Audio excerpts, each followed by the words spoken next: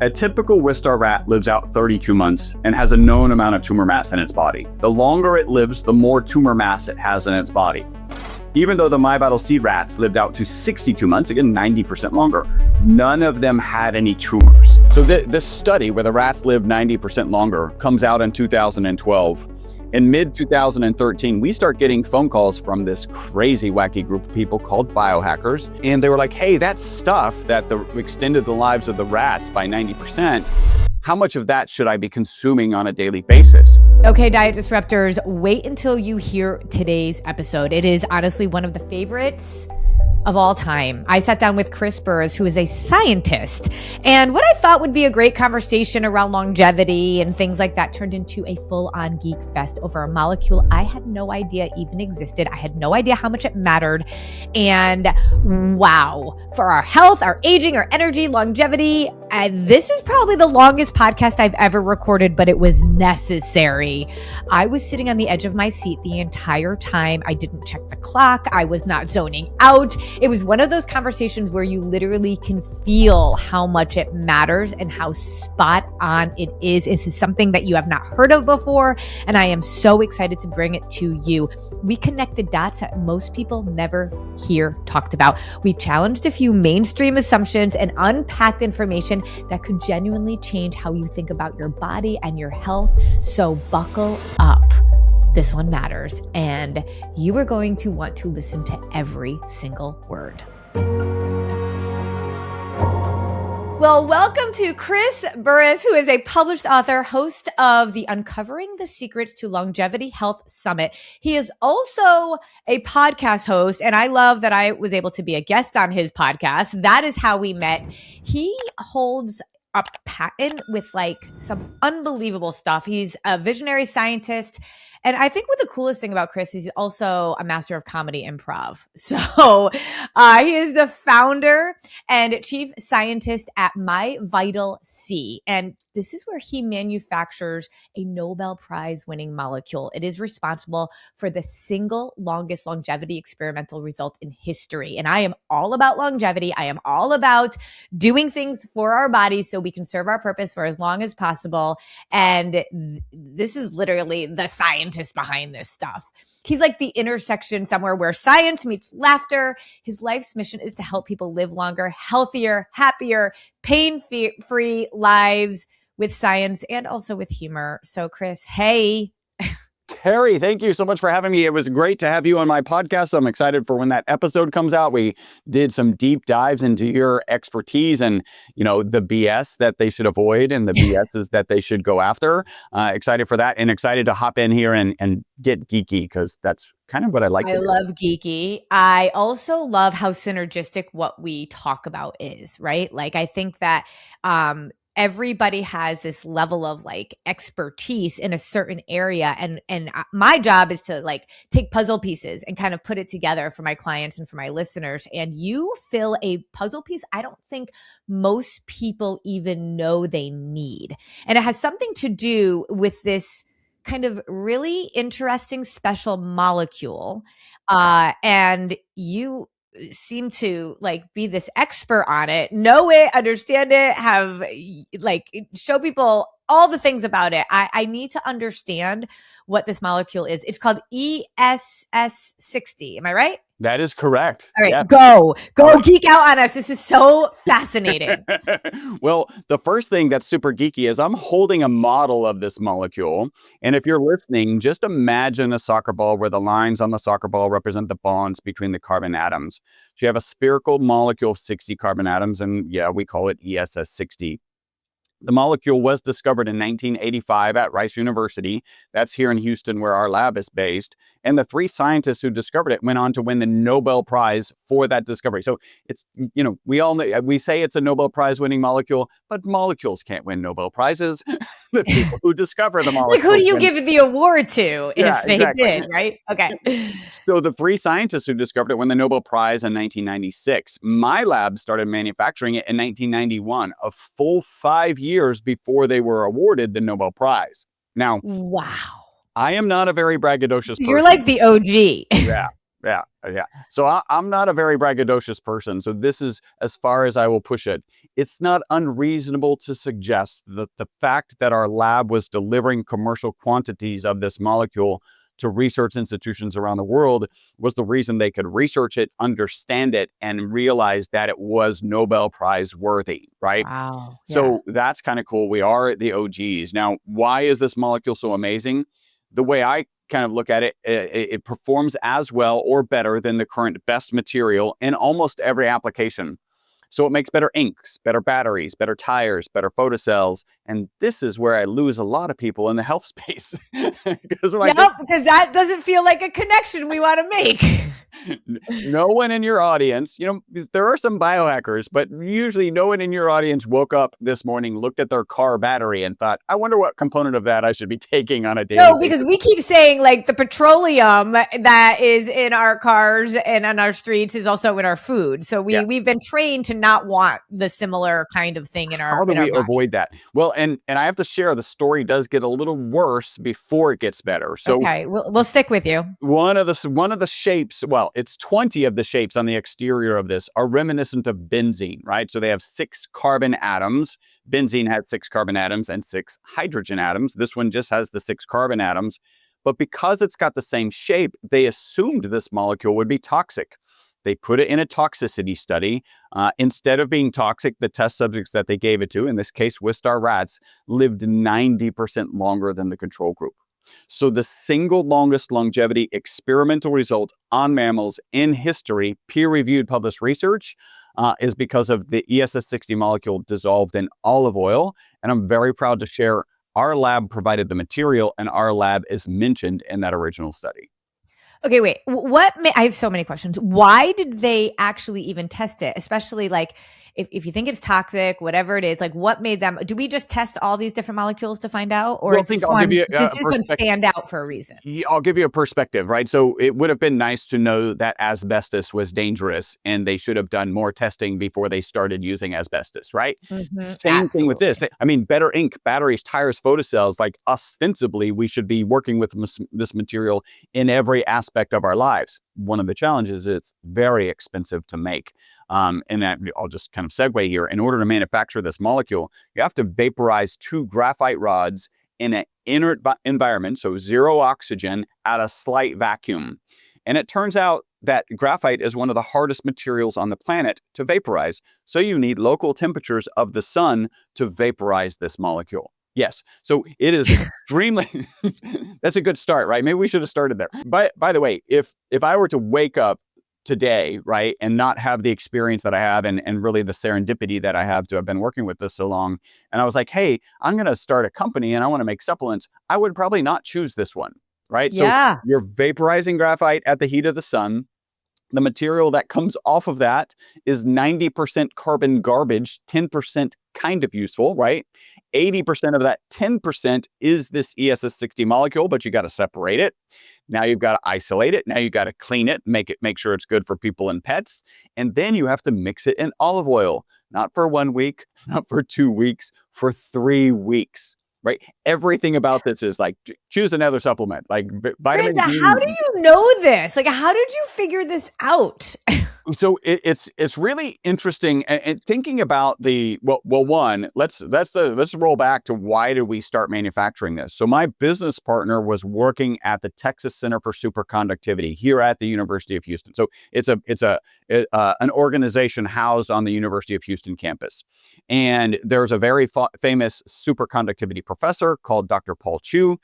Actually, the building on the campus, we all called it Chu's Castle because that's why it got built.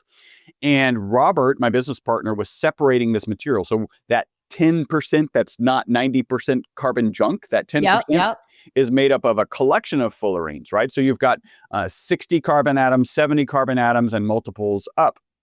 The 2 predominant ones are the 60. You're making me have to go back to like high school chemistry. I'll try not. You're doing great. You're doing great. So he's separating, my business partner is separating this material in their chromatography lab. Dr. Chu comes in one day and says, hey, this molecule is selling for $6,000 a gram. You should, and your young kids, you should go start a business manufacturing this. And my business partner, Robert, is from an entrepreneurial background. I joke that he did a back of the napkin calculation with one line, $6,000 a gram. So he's like, how do I make this equipment? I'm studying engineering at the time. I come in to help with the drawings, heat of the sun, vacuums, help build it all together. I was kind of supposed to help and then go away, but I stuck around. And so now we've been working with this molecule for 34 years. Oh my gosh. Yeah. Like literally, you are not one of the supplement industry is the wild, wild west. I know I have a supplement line and I know Like, you know who you're going against, right? You're like, how are they surviving, right? it's crazy. And it's like they're, they come in at night and they sell a bunch of stuff and then they're gone. And it's like there's no real regulation. But the fact that this is one of the things I think is so fascinating about you and what you're doing, to me, science of longevity is, I think we talked about this a little bit on your podcast. It was like, there's not a lot of like knowledge of these people that are doing all these things. Have they lived to 150 years old? But for you to have this for 34 years, I mean, that would go against just about anybody else out there in the market. And you have And you can throw in, and you might hear sprinklings of this as the story kind of unfolds, is part of this story is Chris wishes he was actually smarter, right? Because there's opportunities that were missed for years at a time. In fact, I'll share. So this study where the rats live 90% longer comes out in 2012. In mid-2013, we start getting phone calls from this crazy, wacky group of people called biohackers. And I can say that affectionately now because I am a biohacker now. I would say you are one. Yeah. And I have a membership at a biohacking gym, so I love that too. Right? And they called and they were like, hey, that stuff that extended the lives of the rats by 90%, how much of that should I be consuming on a daily basis? And what Robert and I heard was, hey, that stuff that you sell to research institutions around the world so that they can put it into ink, batteries, tires, and photocells, how much should we take? And we thought 0. We added not for human consumption to our labeling in mid-2013. So think about that. From 1991 all the way to mid-2013, we don't have to have not for human consumption on the labeling. And we add it. Now, I want to be clear, in the literature, it was understood the molecule was safe.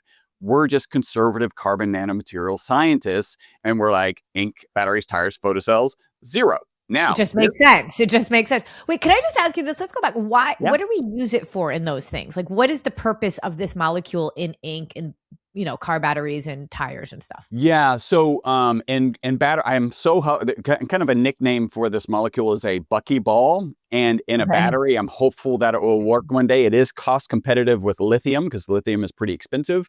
It would be very cool to have a Bucky battery. I just feel like that rolls off the tongue. I know this might be the next business, but keep going. The thing that makes this unique and have applications in so many areas is it can hold up to 6 negatively charged particles on the exterior of the cage, right?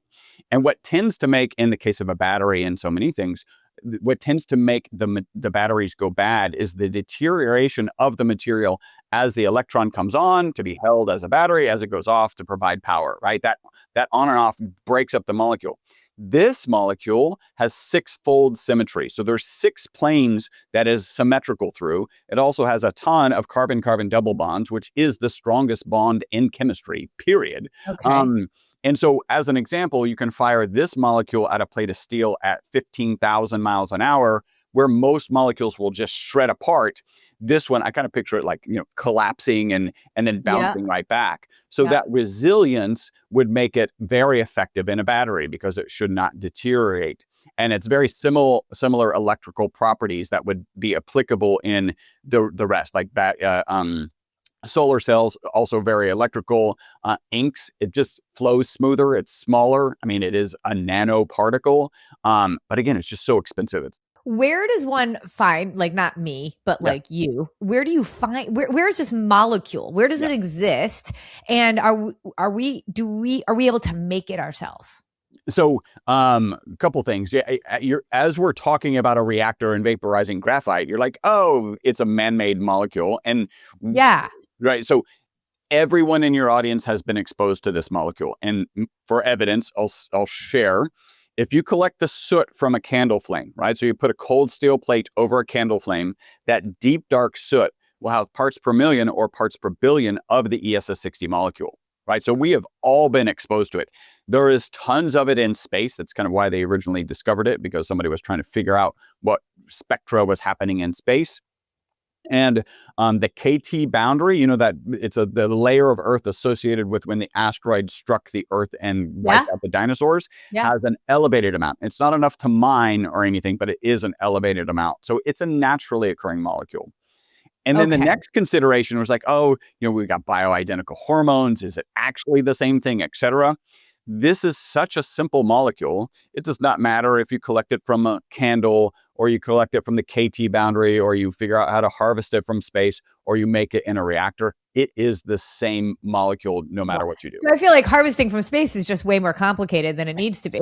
Just burn a candle. I don't know. You start talking about, a candle, yes, but you start talking about vaporizing graphite, and you're like, hey, could we maybe build a spaceship and go get it from space instead? Yeah, that feels expensive and hard and challenging. So there's other ways to do it.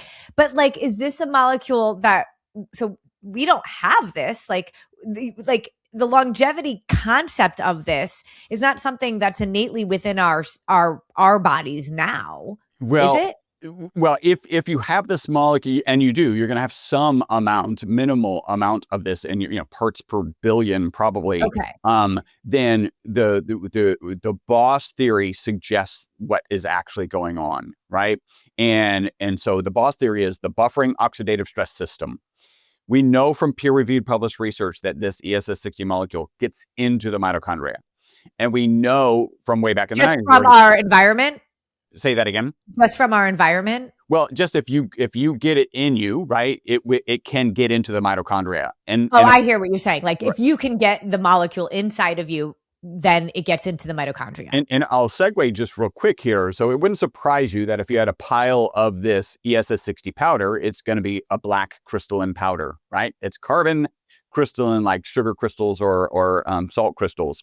You can consume that as long as it's processed for people and pets. You can consume it, but it's not water soluble, so you'll just excrete it all. Like, very minimal bioavailability. This is why it needs to be in oil. Exactly. So when you dissolve it in oil, now you break those crystals down, and you have individual ESS60 molecules floating around in the olive oil. When we sell it in olive oil, avocado oil, and MCT oil, and now it's basically infinitely more bioavailable. So now we know that can get into your system, and there's peer-reviewed published research that it gets into the mitochondria when it's in your system, right? Which is so important. I mean, everything that I talk about when it comes to our bodies is around the concept of cellular dysfunction, right? Like, once our cells are all jacked up, this is when we start to see symptoms, metabolic dysfunction, metabolic disease, and it all comes from a cellular level. And when we are literally working to support our mitochondria, that's getting to the root. Yeah. That's why the whack-a-mole game of going after symptoms drives me crazy, because we're not actually getting to the root. And that's so much of what biohacking is, as opposed to supplemental like stuff that lays on the surface. Yeah. Yeah, well, I love that. You kind of mentioned at the cellular level, and I like to talk about a lot of supplements will brag that they operate at the cellular level, and they should, because there's some that don't, right? A lot of people don't really picture activated charcoal is something that doesn't get into your system. It stays in your intestinal tract, and it does a good job of detoxing there. Well, especially when you have food poisoning. Yeah, right. But it doesn't get into your system, right? So it's not going around and like collecting stuff from your cells. We like to brag that this works at the subcellular level, right? So not just inside the cell, inside the mitochondria. Right. So that's like inside. Yeah. And so to give from perspective on what we think is going on, right? Quick refresher: mitochondria, of course, powerhouse of every cell. There's between 50 and 5,000 mitochondria in every cell in your body, except for your brain cells and your neurons, which have 2 million. It is amazing how much energy our nervous system uses. Like every power source, there is a negative byproduct. You think about your car going down the road, it's got exhaust. You think about a power plant, it's got a smokestack. In the case of mitochondria, it's reactive oxygen species. And I picture these like little bumper cars. If they're left to their own devices, they're in your body, and everything they smack into, they rust. They cause oxidative stress, oxidative damage, ultimately inflammation. And I often say it's like little lightning bolts. Yeah. You know? That's Yeah. awesome. Okay, yeah. Well, maybe. Great Oh, analogy. wait, that goes with the bumper cars too. Well, the old bumper Yeah. cars that had electricity. Now I don't know what runs. Yes, when we were kids. Yeah, got it. Yeah.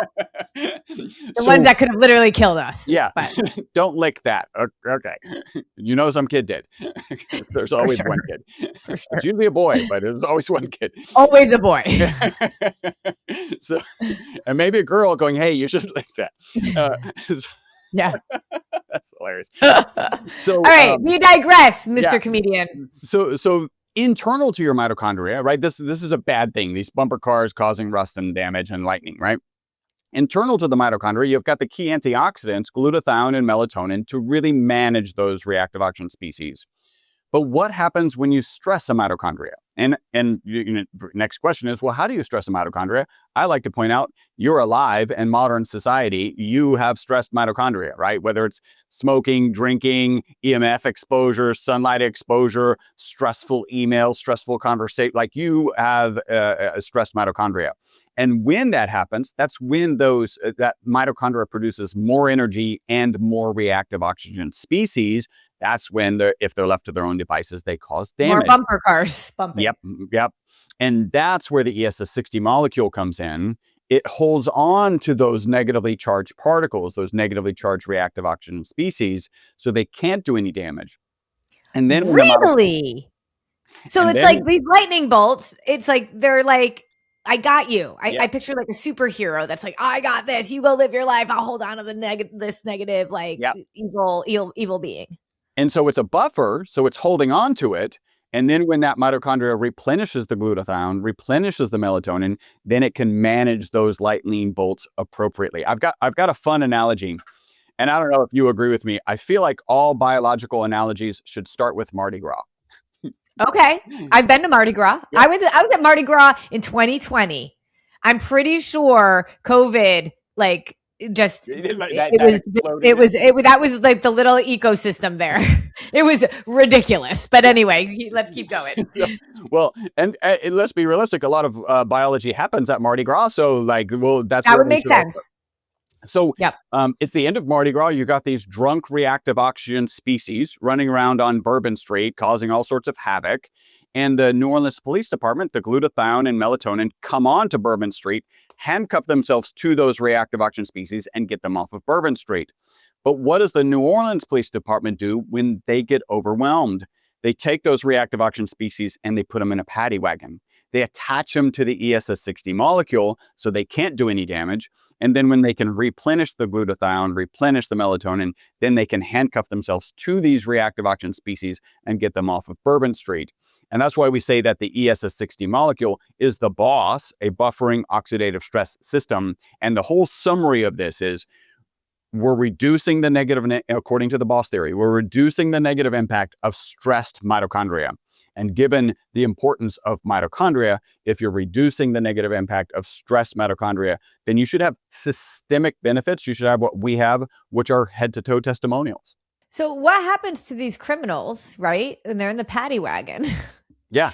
Do they just dissipate? Do they sort of like go away, or do we excrete them?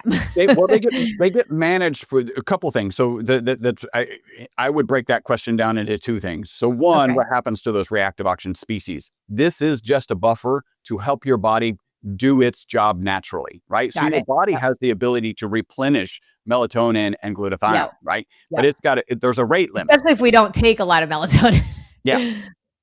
So there's a rate limit. And if you're stressing it more than the rate limit of production. I got it. Right. Then at that point, it starts to do damage. And this just, hey, I'll hold on to these guys while you build up your melatonin and glutathione. And then those reactive oxygen species just get managed like normal.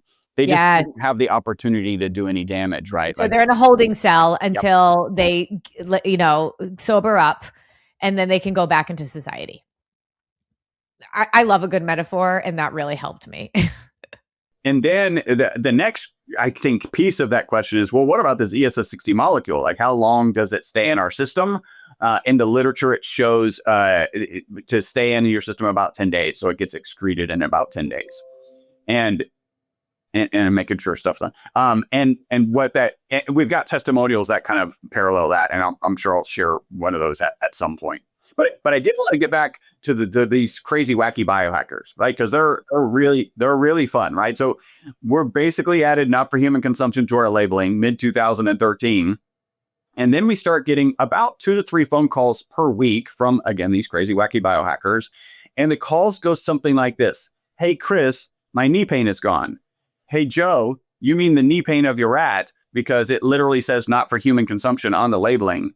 Hey, and Joe's like, yeah, hey, if my rat weighs 275 pounds and does HIIT training on Wednesdays and Fridays, should my rat take 4 on Wednesdays and Fridays? So we knew what was going on. What was the answer to that? Should the rat do that? The answer is yes. Yeah. Okay. Yeah. And you can't do too much of it. Our current thought process is that the toxicity level of the product is the same as the toxicity level of olive oil on its own, which involves drowning. Right? Like you'll actually start throwing up olive oil before, and I don't know if that counts as toxicity. Your body's just like, that's too much oil, get rid of it, right? Is that toxic? Yeah. So short answer is probably no. All right, so let's go back to the 270-pound rat. So you realized something else is happening here. Yeah, so the biohackers, we know what's going on, and even though we have not for human consumption on the labeling, the only reason we allow it, they don't trust that. They don't believe. They're like, screw that. We're good. Yeah, we're gonna just try it. That's what biohackers do. And we were okay with it because in the literature it was safe, right? Like we're still being conservative. In fact, every quarter, Robert and I would get together and say, do we want to get into the supplement industry? And actually in the room right behind me, that's the conference room where we met. And the answer every single quarter was no, because we talked about this a little bit. The supplement industry is I think it's generous to say it's a challenged industry. Right? Like, is that generous? Is that you are literally like, we could do a whole 10-part series on that. On the challenged industry, and then we might change the name in this time frame. So from 2013 all the way to kind of latter part of 2017, we're getting these 2 to 3 calls a week. I'm meeting with my business partner quarterly. Do we want to get it in this industry? I found a peer-reviewed published research paper that showed that 50% of the supplements that this group purchased on the market didn't have in them what they said they had in them. That's how challenged the market is, right? And so no. Finally, at the latter part of 2017, a guy with a big YouTube following, I mean, that's how everything happens these days, starts talking about all the benefits he's getting, taking it on a daily basis. And our phone went from 2 to 3 calls per week to 10 calls a day. And how do they know that you were the ones doing this? Well, because we're in the paper. Our lab is mentioned in the paper, right? Like we were the OGs, the oldest and longest manufacturer of this molecule on the planet. And so in that quarterly meeting, we looked back, like we kind of looked back and said, hey, 50% of the supplements on the market, I mean, this is going to happen in this industry. We're in a unique place. We're the oldest and longest manufacturer. We got the lab. We know how to deliver exacting standards because we've been delivering to professors for God's sake. And people were trying to deliver this molecule, or they really just couldn't find it. Were there people out there trying to do it? They bought it from us. Again, the early days, they bought it from us because we were the right place to buy it. Now, got it. There are not as many who are buying it from us now, which means they're getting it from out of the country, wherever that means, right? Where we know the manufacturers. We've been doing this for 34 years. So we should get in because the industry is going to go the wrong direction. So that's one piece. And we asked ourselves, when we made that decision, we asked ourselves 2 questions. And the first is the moral question. Are we comfortable selling it? I take it. My wife takes it. Everybody on our team takes it. By the way, it's not a requirement. Like you don't clock in and get a shot of MyVitalC. There's no kind of Gattaca dystopian company. What do you mean? That's what I do in my supplement company. That's not normal. That's not normal. We got to move this volume through. I'm going to have to revisit our processes. Okay, I'm just. It's a SOP, right? Like that's just I don't know. It's in the document. I didn't make it. That's like my whole team. Like literally, pretty much my whole team in my private practice were clients first, and now it's like, well, you have to be living this lifestyle. You have to have been a client before I can hire you because that's just the way. It's and it works better, right? Because then they're it actually does work better. Yeah, 100%. And so that's the, are we morally comfortable selling it? And then there's the legal piece from the FDA and the FTC. You got to cross the T's, dot the I's. Oh, We're a yeah. GMP facility, all of that good stuff. And you can only say so much. Yeah, and you can only say so much. So that's where we landed. And then my journey kind of changed because I'm shifting from being the chief scientist, and I still am, of a carbon nanomaterial manufacturing business to being the chief scientist of a supplement industry or business. And I start learning stuff. Like I start learning a whole lot of stuff, and some of it's disappointing, and some of them is exciting. But that's kind of how we ended up here. I love to hear these kinds of founder stories and the evolution of where how you've built this. And I love that we've got 3 decades of knowledge, experience, and total science backing on this. But here's my big question. And this is what I always ask. Okay, just because it worked in rats, what makes us know that this would work in humans? I mean, I guess we have our biohackers that are not afraid of anything and they can test it out on us, on themselves, but we don't typically test that kind of stuff on humans, right? So how did we know that, and how do we feel that confidence? Well, so first is we always do tests on rats, right? And in fact, what you're asking is a question probably for the first 2 years everybody I could talk to, right? Trying to learn the space, trying to understand what the medical community thinks about aging, trying to understand how this molecule might be work, kind of landing on that boss theory. One of the questions I was asking is like, there is a number. There is a percentage of things that happens in a rat that happen in a human, and also a percentage of things that happen in a rat and don't happen in a human. Like there is a number. We may never know the exact number, but there's a number. And finally, one day, this is kind of a long story, but my business partner's office is on the other side of the wall. And so I'm hearing him, and he's having a conversation with a Dr. Kudabek from DePaul University. And Dr. Kudabek takes rat studies into human studies on a regular basis. And I just got enough of the conversation that I hop over there and I'm like, all right, Dr. Kudabek, this is me, Chris, I'm the other guy. I have to ask you this question, what percentage of things? And he tells this kind of protracted story, which is, many scientists, when they want to offer exact evidence that what happens in a rat doesn't happen in human, will use this case. And the case is a morning sickness drug that they gave to rats. No problem. They started giving it to humans in a small trial. Unfortunately, they noticed deformities in the fetuses. And they're like, see, what happens in a rat doesn't happen in a human. And then Dr. Kudabek continues to say, had they looked at the fetuses of the rats, they would have noticed the deformities and they would have never given it to humans, right? So even his own example of what the community typically offers as proof that what happens in a rat doesn't happen in a human is debunked, right? So it's a lot. There's a reason that we always do toxicity studies in rats, and that can move and be applicable to humans, because this is kind of interesting. We are pretty bad at kind of externally understanding genetic material, right? So most people would say mouse and rat, more similar, right? A rat is just a big mouse. We are actually more genetically similar to a rat than a rat is to a mouse. Like we gosh, I did not know that. Although I will say, when I see a mouse, I see a rat. I see a big sewer rat that's trying to kill me, FYI. So to me, they are exactly the same. In fact, mice don't exist. They are only big sewer rats, but I get it. And what you're saying here, that is really interesting. Actually, I did not know that at all. Yeah, so our intuition is really bad about this, and there is a reason that we always do studies in rats. And so, I mean, that makes sense because we do. Yes, yeah, right. Like you would not. I mean, there's a water soluble version of C60 that is on the market, right? That's C60, the molecule. This is a new molecule, and there is 0 toxicity studies on this molecule, right? It is not a naturally occurring molecule, and I would not put that molecule in my body until there are rat studies on it.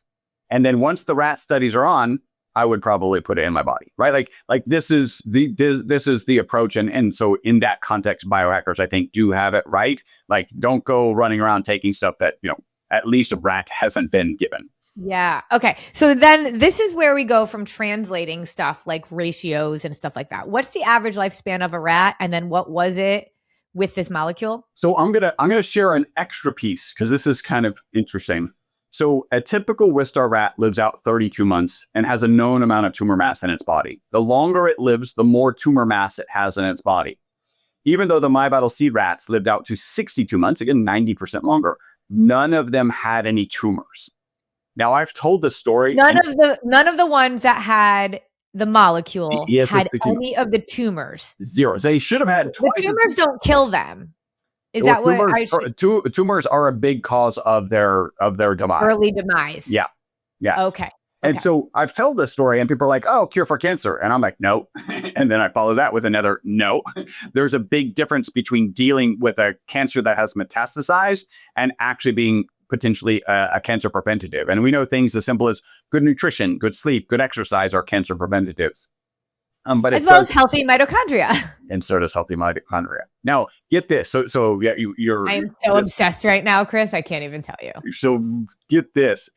So it's a Petri dish study, which is the lowest. Like I would take an anecdote over a Petri dish study. I mean, you should, because taking something from a Petri dish and bringing it into a living animal is like, that doesn't correlate often. But in a Petri dish, they had cancer cells and healthy cells, and they introduced an anti-cancer agent, which is a poison, right? Your goal is to poison the cancer before the healthy cells. In the presence of the ESS60 molecule, there was increased efficacy against the cancer cells and protective effects for the healthy cells. So what that means is, in the presence of ESS60, the anti-cancer agent killed more cancer cells and less healthy cells died. That's huge. That's the whole problem. So why cancer treatment right now, right? We know that cancer cells use energy differently, right? There are more glucose-based energy sources. So at a minimum, their mitochondria are driven by different drivers. And you just throw in this ESS, and we don't know the exact mechanism, but the fact that the ESS60 molecule is in there and probably holding onto these, like it's causing the mitochondria to function differently, is why we think that's happened. And there are actually patents of this molecule related to cancer treatments in pets. Now, a patent doesn't mean it works. It just means somebody had the idea and they patented. I don't want to pretend that that's right. That's proven. But it was worthy of patenting. Okay. So how did they play with ratios with rats, and like higher ratios, they get to live longer? You know what I mean? Like, and then how does that translate into humans? Like, how much are we supposed to be taking so we can get that same effect? Because this is the thing that I always talk about, right? You've been around 34 years, but still we don't have the study on like how long can a person live, right? Like this is what we're living and breathing this experiment right now with all of our biohacking. So help me understand the ratio for rats, how that worked out. Did we play with that? And then how do you translate into the ratio for humans? Well, one thing that is kind of interesting to point out is when you're doing the first toxicity study, right? So they assumed it was toxic. When you do the first toxicity study, you don't just give a little bit to the rats and see if they feel unwell. You load them up. So they were heavily loaded with the material. And they actually didn't start loading them until month 10, right? So they were well into adulthood when they started receiving the ESS molecule. And even though that they were aged, right? So some people were like, oh, I'm older. Could this potentially have some benefits? Well, according to the study, the answer is yes. So how do you translate that into what humans should take?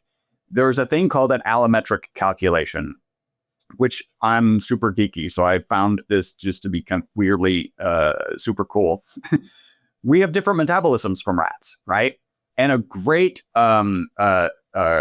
parallel for metabolism is surface area.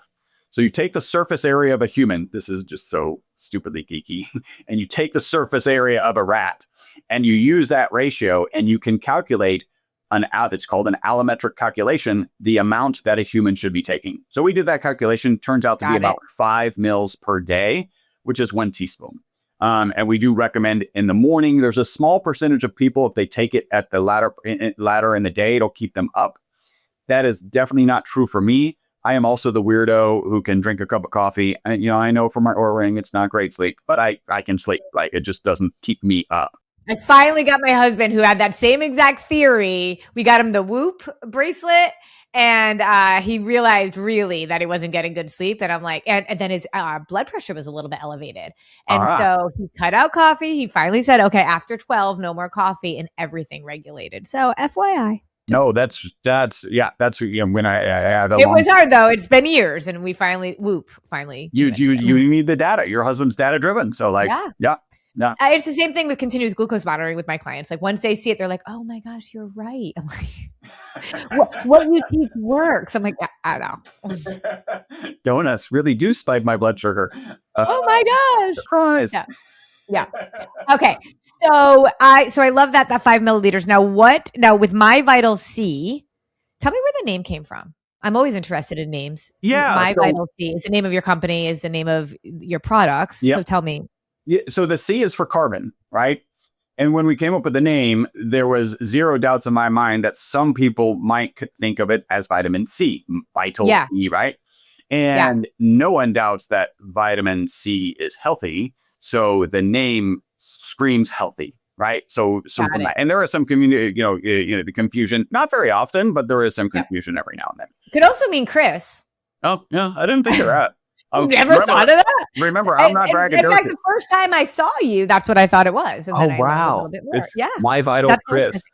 So, Chris, you sent me a whole bunch of stuff, which I love. And so, like, tell me, like, you have different. I love this too, because as somebody that's studied a ton of supplements and has our own supplement line, we've always talked about how you actually take a product, right? And there's capsules, there's gels, there's, oils, there's all sorts of different things. So let's talk about and the ways that you have manufactured this so it's most effective. Yeah. Well, really, we want to mimic what happened in that original study, right? And the closest mimic to that. And so we do have multiple oils, and people are like, should I take olive oil? Should I take avocado oil? Should I take MCT oil? We always recommend the olive oil first for 2 reasons. First, we are a science-based organization, and almost all of the research is on the ESS60 molecule in olive oil, right? So that's number 1. Wait, can I ask you this? So when you say olive oil, are you talking about cooking with it or just taking it? You just take it. Yeah. Sure. I'll show you. Okay. I haven't had mine since I got to the office. So I got a little measuring cup. I'll do a little 5 mils, and we'll say cheers. Okay, cheers. But you don't want to throw up after you take, like, I think about olive oil and drinking it straight. And you're good. People don't like it. And the reality is we use a high quality extra virgin olive oil. So now I'm feeling the pepper. You will get a peppery flavor at the back of your throat. Okay. That's a sign of a high, it's actually oleocanthal, which is the polyphenol that causes that peppery flavor. Maybe you've been to an Italian restaurant where they'll pour an olive oil in a little dish to dip your bread in, and then they'll crack pepper in it. Yeah. They're cracking pepper to make an inexpensive olive oil taste expensive. Could I make that into like a salad dressing too? 100%. Now, I would just say this, be prepared to lick the plate because it would be the most expensive olive oil that you have used. Right? Because vaporizing graphite at the temperature of the sun, the molecule. I guess I'm saying if you're taking a teaspoon of it, and I made a salad dressing, and I do want to lick the plate then because I want all of it in there. Yeah, exactly. Well, and the other thing is you could just dip it with bread, right? If that's, if that's in your... Yeah, if we have some protein with it, and then the fat and the olive oil, and then the carb and the bread, we got PFC going on right now. We can balance our blood sugar. Okay. But you have a night serum. This is interesting to me. When I unpacked the box, I had seen it on your website too, and I was so excited that you sent this to me. I'm always looking for a good serum, but tell me about this. So that there's a good story about that. One of our business partners would just drink out of the bottle, right? And anything that was on the edge, she'd take and put on her skin, and she was noticing some great results. And she's like, you need to do a face serum, or we need to do a face serum. And if I've done a good job, you understand, I didn't even really want to be, there's a tear off thing for the top. Yeah, I can see it. Yeah. I didn't even really want to be in the supplement industry. So when she was like, we should do a face serum, I was like, you want to be in the skincare industry, which is even worse. I woke up today thinking we should make a face serum. And it did really good. People really love it. The base oil is chia seed oil. You can push that little thing down the scent. Yeah, this is how my bioidentical hormones come out too. Oh, wow. Cool. Yeah. And it's an oil. It is an oil. Yes. And smell it. It's amazing. Oh, And we're not talking about fragrance. Nope, it's an oil. Yeah, exactly. Big difference. People need to know that. So, and people put that on their face, but you could put it anywhere, I guess. Does this Yes. count in terms of the 5 milliliters a day that you're talking about? We don't think of it in terms of that. It's just such a low quantity that Just you're putting so on. great. Right. Okay. And by the So way, this isn't the way I want to get it in on a regular basis. But what do people see in their skin when they use this? so the way that I look at it is we're actually, because we have to be careful, right? We're starting a wrinkle and age spot clinical trial. We are starting out with this product. So this is a different product, which you also got. Hopefully you got it. A nice Which one fancy is that? box. It should be a big white box, not a big white. Oh yeah. Yeah. I'm going to share this story. The Colorado Longevity Institute, their team came to our booth at A4M, and they basically said this. They say, hey, your regular product that might extend my life, get that out of the way. Living healthier, potentially, get that out of the way. I am here for your skin reduo set. What this is, wait, before you open it, right? Okay. Or you can open it, but don't do anything with it. So we have 2 bottles, right? The bigger bottle is a peptide. We call it UTH29. That's Youth 29. I learned later. Oh, I love how you named that. Isn't that cool? It's a peptide, so it's water soluble. We wanted to combine it with our oil soluble ESS60 molecule. We could have shoved them together with an emulsifier. Emulsifiers are not good, right? They don't sound good and they don't have health benefits. So we kept it separate. So you would have to take, but I'll show you. You do 1 squirt. I'll do what? Oh, this is almost empty. Every squirt and the blue color. Yeah, you got to twist it a little bit after you get the plastic out. I got you. It's a little, there you go. Oh, I got it. And then get 1 squirt in your palm. Yeah. And then it's blue. Yeah, that's the UTH29 peptide. That is not a colorant. We don't put colorant in it. And then we do 2 drops per squirt. So 2 drops of the ESS60 activator right there in your palm per squirt. I'm like a chemist right now. Yep. Okay. Hang on. I gotta take this Get off. the safety seal off. When would I do this? In the morning and night? This is what I use every morning. Okay. If you're a girl and you've got, all like makeup and all stuff in the day, would I do this in the morning and then put my makeup and stuff over it? Yeah. My wife will use 2 drops? 2 drops per squirt. So I usually use 2 squirts, but and then you activate it, mix it right there in your hand. I don't need an emulsifier. Isn't that cool? And then I'm putting this on my face. I have makeup on. Yeah, that's fine. Like you back a hand or whatever, I'll apply it on my face. What I say is you put on everything that shows aging, which seems to be more and more, every year. Yeah, especially when I get to my 50s. Okay. Also, smells amazing. Damask rose oil. Anything that could keep people from having to do their Botox. Yeah, but that's our goal, right? Yeah, because I keep saying like we can't keep putting toxic stuff in our. Now the peptide has 30 years of skin and hair improvement in peer-reviewed published research, and then the ESS60 molecule has research with skin improvement, pigmentation, and wrinkle improvement. So it's what peptide is this when you say peptide? It's copper peptide. Say that again. Copper peptide. Copper peptide. That's that blue color, and so we just branded it Youth 29. I love that. So then, would I do my oil, this oil at night? Yeah, and then do like kind of this in the morning, kind of thing. That's what I do. And then you've kind of got all of it working for you. But this is very different than putting the molecule in your body, like the olive oil. But you do have some other products, and I just think that's interesting because, like, I love how much you guys have done. So this right here. You have 2 boxes. Has one the is MCT. blue, and one is purple. Yep. So the blue is the olive oil, and the purple is the MCT oil. It's interesting. The reason the MCT is purple. MCT oil is basically a clear liquid, right? Yep. If you take that black carbon powder and you dump it in the clear liquid, it turns a beautiful purple color. So if you look at that ESS60 activator, that's actually MCT, the ESS60 molecule, and the fragrance oil. It's not a fragrance; it's a scented essential oil. Yeah. Which I love. So, could I also put this in my smoothie, like in my protein shake in the morning? Okay. Absolutely. Okay. And so at one point, Starbucks was, hey, you could add an ounce Yeah. or whatever. And then people were getting disaster pants and they were like, no. So 5 So I mil. want to do 5 milliliters of this. Yes. I'm gonna try it. This is the olive oil one. Yes. And that's the recommended one. Yeah. So if you don't like oil. Why did you decide to do MCT oil and avocado oil? Like, I know what it takes to manufacture multiple products, you know what I mean? And all the things that you're doing in that. So like, why did you decide? So there are some people who are interested in the different flavors. We actually had one person who was allergic to olive oil and allergic to MCT, which I found very surprising. A sip of water will make the flavor go away if you don't like it. No, it was actually totally fine. I've had oil before and it was totally fine. Yeah. And it might kick in a little bit of a peppery at the back of your throat here in a second.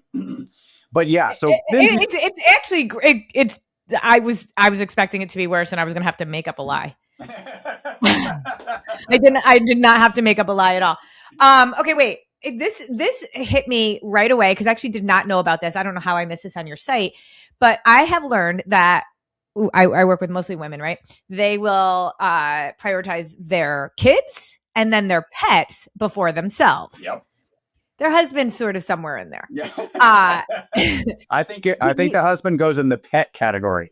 I would agree. Maybe one below the pet. It depends on a few different factors. But like you have a pet option here, and so like again, we translated rats to humans to dogs. Tell me more. Yeah, I think this is so interesting. And you're right. People will spend more. Just a fun little stat: we sell 3 times as much dog as we do cat. So cat. Oh yeah. Well, people know that their cats are kind of, a-holes. Yeah. I think that's right. Maybe 9 lives is enough. We don't need more. Right. Like we extend it as long as we need to. Okay. So that makes sense. So the dog and cat product is our olive oil product. In the case of the dog, we add a little bit of bacon essence. In the case of the cat, we add a little bit of salmon essence. Some cats can be finicky if you just make your cat eat it, which some people seem incapable of doing. I can be kind of brutal and there's your food. And when you eat it, then I'll give you more. Do you put it in their food or just have them? Yeah, that's what I would think. Okay, and we've got videos of like big Labradors who you think would just chow down, right? And they set the food down after the dog's used to it. And the dog is waiting for the ESS 60. Is waiting for Oh my gosh, that is so cool. Okay, I love that too. And then the last thing we'll talk about really quickly. So I also love a product, and I very much believe in like my digestive enzyme, for example, has multiple benefits to it and things going on in there. But you've got some of these little mini things. One is party recovery, which I don't think I'd ever really need at this stage in my life. Yeah. Because I never will get myself to that place. But you also have exercise recovery, better sleep, and focus and energy, all using the same molecule. And it's in a vial. So the oil is there. What else? A little ampule. Yeah. So those are all the exact same product. That's what our customers tell us the product does. Right. And so we tend to use these at conferences so we can start a conversation with people. Yeah, those are cool. Little ampules. That's 5 mils or 1 teaspoon in each one of those.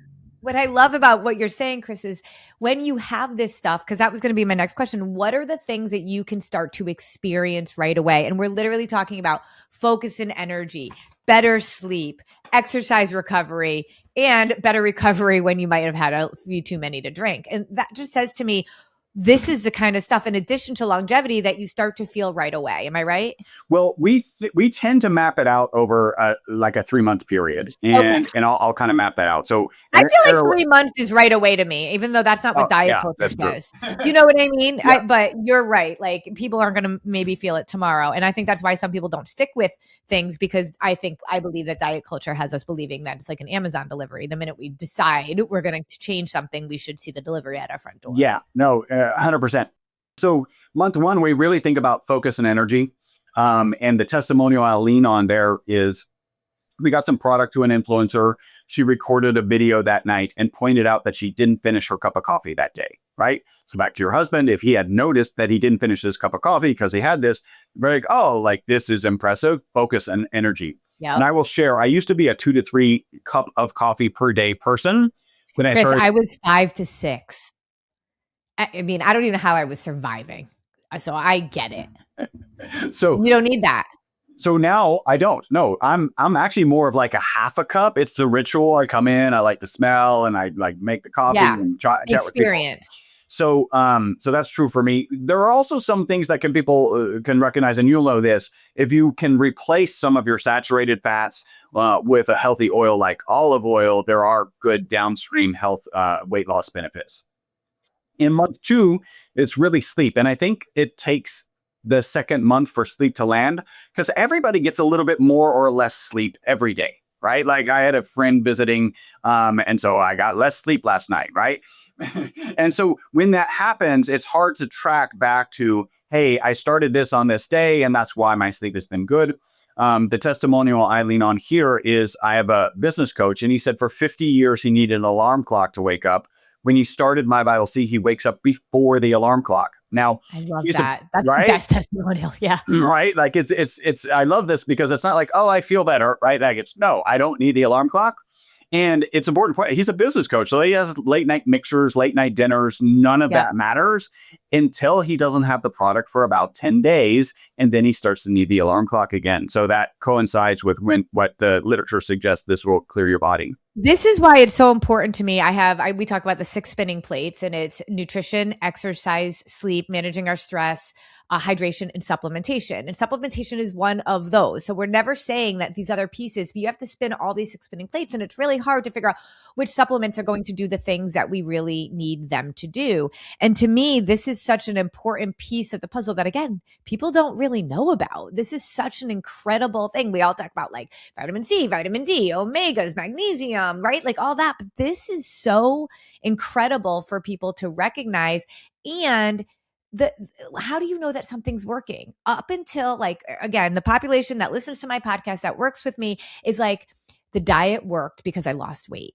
And my whole thing is, what is the definition of something working? All of your 6 spinning plates have to be getting better so that you can live a life of vitality and health and longevity. And that's, to me, this is such a great definition with these testimonials and this evidence that this is what we mean when we say something works. Yeah.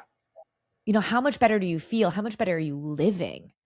That's incredible. I love this, Chris, so much. And the month 3, right? If you think about reducing the negative impact of stress mitochondria, right? We get frankly, we get testimonials we can't share, right? The FDA, we've got to do the research before we can share them. The FDA won't let us share the testimonials. Well, that's because you have integrity, but that's not the way many supplement companies operate. That seems to be true. But the example that I'll give is my father-in-law, he was walking with a cane. He actually at about the 3-month mark was able to not use the cane, started walking further. And not because of our product, but because of the additional walking, lost weight that just had this compounding effect. And that's kind of the systemic benefits that we see. I will share, we just fired up our migraine study. So this is a clinical trial on migraines because the testimonials on migraines are just off the charts. And again, remember I kind of hinted Chris wishes he was smarter. Chris has his own. I love how you talk in the third person. Right, there we go. That's to distance me from the desire to have done better. So I have a spreadsheet back to 2014 tracking my migraines, right? Because I would get 4 to 5 migraines every year. Migraines suck. They're debilitating. How do I fix this freaking problem? Yep. When I started taking this on a regular basis, I didn't get a migraine for 18 months. So I should have had 6 or 7. And when I got my first migraine, it was because I went off the product to join my own sleep study. Oh, how interesting. I mean, if you need any more proof that worked, then my goodness. And then I can't imagine what it would be. And then my business partner's mom's caretaker, she didn't even know that it might help with those. And then there's a podcaster, Ashley James, who just like raved about how good this is for her husband. Her husband is kind of debilitating migraines. And then we're like, I should do a study. So now we started a study on migraines. We're starting a study on HSCRP, right? So C-reactive protein is an inflammatory marker, typically associated with cardiovascular disease, also with cancers, inflammation and status in general. We're starting that. We're doing a more formalized sleep study. And finally, we're doing a wrinkle and age spot study or skin pigmentation study. And by the way, all of that. I can't wait to hear about all these results. I love good studies. Yes. And all of that is, we are an extremely, and you'll appreciate this, we're an extremely weird supplement company because most supplement companies don't continue to do research and even fewer published. We published in 2024, we published in 2025, we'll be publishing this year and starting the studies. Like It's we also are really expensive too. Yeah. So you got to be dedicated to saying that this matters because we prioritize what's most important, right? We do that with our health, we do that with our life, we do that with our finances. How many women I'll hear say, I would spend the money on my kid, but not on myself, right? And so you guys prioritize what's most important. So I think that's huge, and that's why one of the reasons why I think I don't bring a lot of people that have supplements on my podcast ever, but yours is different. I mean, we've spent an hour together. My podcasts aren't even this long because this is so interesting, important, and people just don't know this. I'm so excited to be able to share this. Yeah, well, thank you for having me, and thank you for the time because, it's an interesting journey, right? I've been on this. Yeah. I typically say that people in the supplement industry get there one of two ways, right? The first is they have their own health problem. Well, actually, they wake up one day and they decide to be wealthy and they decide to do it with supplements. And I have no problem with people being wealthy, right? It's just not how I ended up here. The other is people have their own health considerations or maybe the health consideration of a loved one. They solve it and now they want to save the world. And hopefully it doesn't surprise you. I'm not against people saving the world. It's just not how I ended up here. I've been manufacturing this crazy, wacky molecule since 1991. They thought it would be toxic. The rats lived 90% longer. And now I'm just trying to be a good steward of the molecule and of the potential benefits that people will get on the product. So amazing. Okay. So Chris, I know that all of my listeners are going to get some really awesome benefits for sticking with us for this long. Thank you. in our podcast. So there's a website. We're going to put it in our show notes and all of that. Share where they can go and what crazy awesome benefits are waiting for them on that side. Okay. Excellent. So the link is myvitalc.com/Carrie. So super simple. When they land there, they're going to find, I did a longevity summit, interviewed 57 experts in longevity, including Dave Asprey, Ben Greenfield, Dr. Stephen Gundry. And so I pulled together 18 biohacking tips. Absolutely, we need your email, but absolutely free. So, my gosh. So grab that. So good. Yeah. And then we've got specials as you go down the page, the 4-ounce bottle, right? So that's the recommended olive oil. You can buy. That's what I have here. Yep. You can buy 2, 3, or 6. There's a 40% discount on 6. Why are we doing that? Well, you kind of heard me talk about the 3-month time frame. 3 months for yourself, maybe 3 months for somebody else who needs it, or be selfish. I would and keep it for yourself. So that's there. If you or if you care about, like my husband and I are empty nesters, and if I want to share with him, then maybe I will.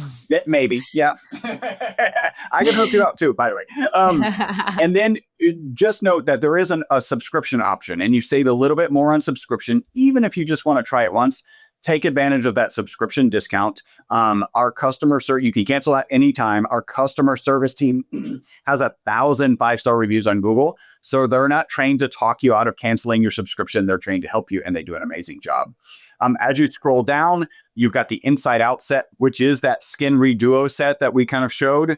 That's the UTH29 peptide, that one, beautiful box. And the ESS60 activator, plus the olive oil, the 4-ounce olive oil. Again, you can buy 2, 3, or 6. So like a bundle. It's a nice little bundle inside and out. You want to take care of yourself inside and out, right? Yeah. Do you know how many people are asking me about skincare, all of that stuff? I love this so much. We have men who are like, I've never tried or liked skincare, and now I do it every day. Like it's crazy.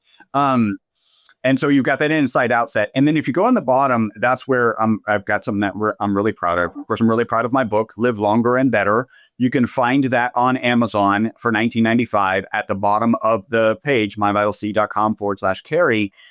You can find the book for $19.95. For an extra $10, I'll autograph that book for you. 100% of that $10 fee goes to Operation Underground Railroad. So people in your audience may remember the movie The Sound of Freedom, which was an amazing movie about a horrible topic, which is child sex trafficking. Operation Underground Railroad is doing a great job of wiping that off of our planet, which should have been done yesterday by all reason.